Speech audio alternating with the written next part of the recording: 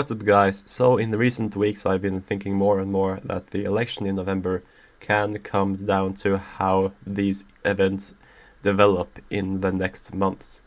It will really decide if Trump has a major social unrest that lasts until the election.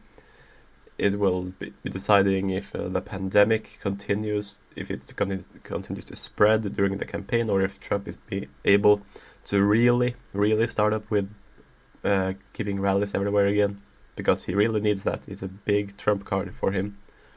So I'm going to talk about now how I believe the outcome would be if things do not get better, if the virus continue to spread or worsen, and the social unrest continues until the election in November.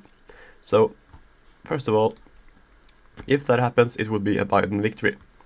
Now, I really don't think that Joe Biden is going to be the next president of the United States, and here's why.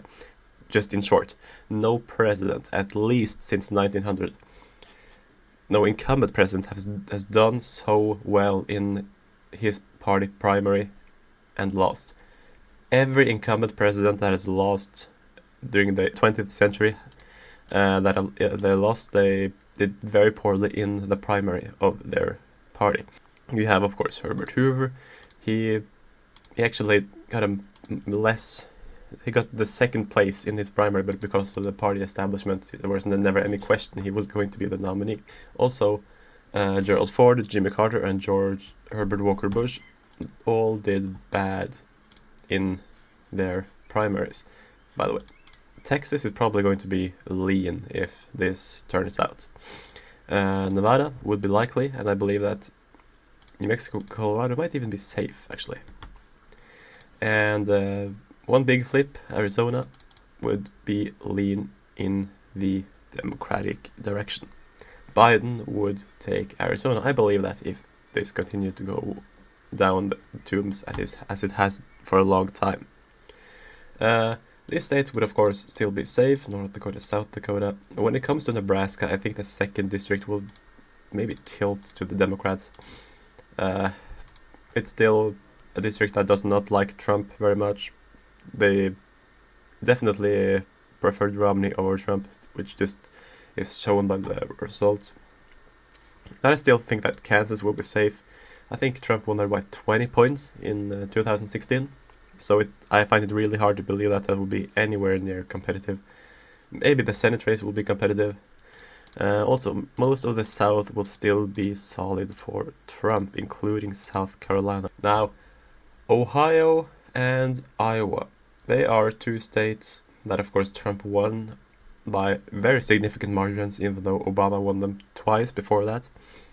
I believe that Iowa is a very rural state where the whole thing about the pandemic and the social unrest in the big cities will not be that relevant. Yes, they will see it on TV, but I still think that Iowa will tilt towards Trump, and actually the same with Ohio.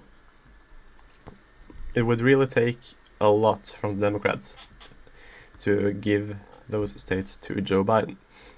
Going to the state of Virginia, if things continue to go south, Virginia would be safe for Biden. I'm not saying he will win it by 10 to 15%. He will probably win by less than 10, but there would just not be any doubt that Virginia would go to Biden. And if that was the case, North Carolina would also tilt in Biden's direction, as well as the state of Florida. Now, Georgia is really hard to categorize, but just because of the trends, I also think that it would tilt in Biden's direction. If this turns out to be as disastrous, and it is a disaster. The state of Wisconsin, I also think, would tilt in Biden's direction, while the other states here would be likely or lean.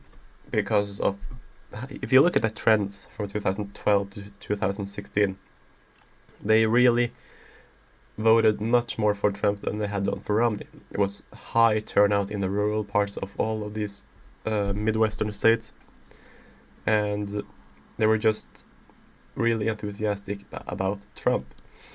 So yeah, I am actually predicting that for the first time since 1960, if things continue to go south, then the person that wins Ohio might actually lose the election. Of course, this is not my official prediction. I have to repeat that. Maine 2nd district, I still believe will actually go to Trump. It would be lean. Maine at large, yeah, it would probably be safe, or maybe not. Maybe let's say likely. And the state of New Hampshire would be lean. So here you have it. I'm actually projecting that if the pandemic stays the way it is right now, and nothing gets better, or it gets worse, and the social unrest goes on, that Biden will win with 350 electoral votes.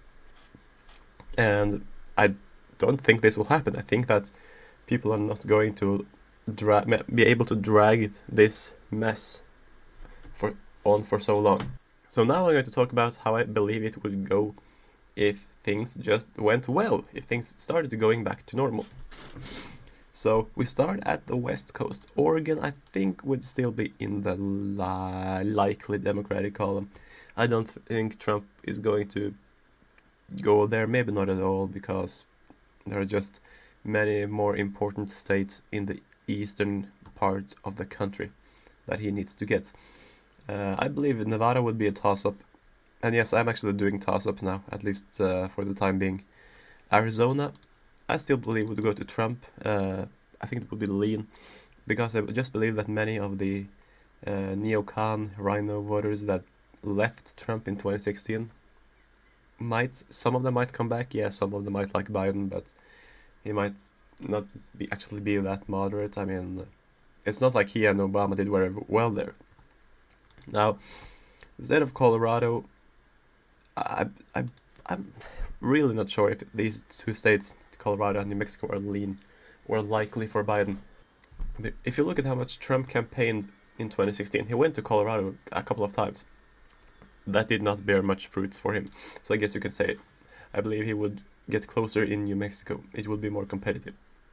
The Denver suburbs simply hate Trump.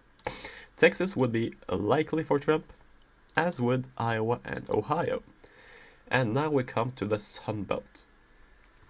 I believe that Georgia would actually be likely.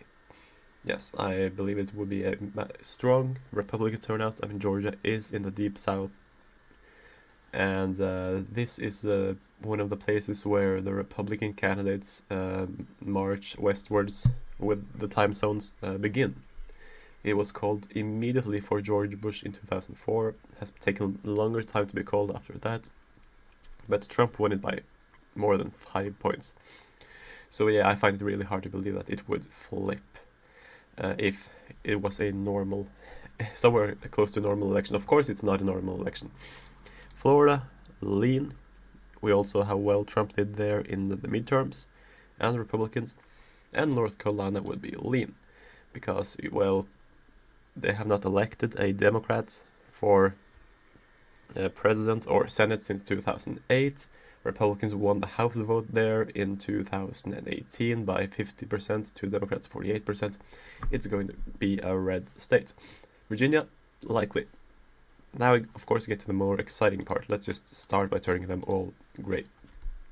In the Midwest, I believe Wisconsin would be a lean Trump state. It was, of course, a state that really underestimated him in the polls in 2016. And if you look at how close Scott Walker got to win re-election for a third term in the blue wave year, I definitely think that Trump, with his much bigger appeal in this part of the state, the sort of southwestern part of Wisconsin, it's very much blue collar, traditionally democratic areas. I know that Trump did very well there. He's probably going to even improve. In the state of Minnesota, I think most Minnesotans have looked at Minneapolis and seen the disaster that has been unfolding there, and that it would go tilt to Trump. The state of Michigan, this one has actually been showing Biden in the lead. So you could say it can go to Biden, it can go to Trump. I believe in the end, though, Trump has really done a lot to turn voters in the Detroit area, black voters, with his inner city initiative that he has launched with people like Ben Carson and Tim Scott, I think it would go to Trump tilt. And I think Trump will win the state of Pennsylvania. He won it by like 44,000 votes in 2016. It was, of course, less than 1%, but it's not that bad, you know. It is something that he could improve on. And he will win New Hampshire lean. So, Maine, that's not really much exciting. He would get that one. He would probably not get the at-large. And it all comes down to the state of Nevada. Or it does not, because, of course, Trump would win without Nevada. I predicted earlier that Nevada would go to Biden. But I think Trump has a very decent shot at winning it.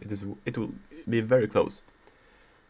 It went from being a 7-point state for Obama in 2012 to being a bit more than a 2-point state for Clinton. So it really trended to Trump, and it really will depend on how much time Biden will spend in Nevada. I don't think it will be that much, because this time the Democrats do not have a Senate race to fight for. They do not need to protect any Senate seats. Anyway, that's it for me today. It's a bit different than the projection I made earlier. Anyway, so I hope you like this video.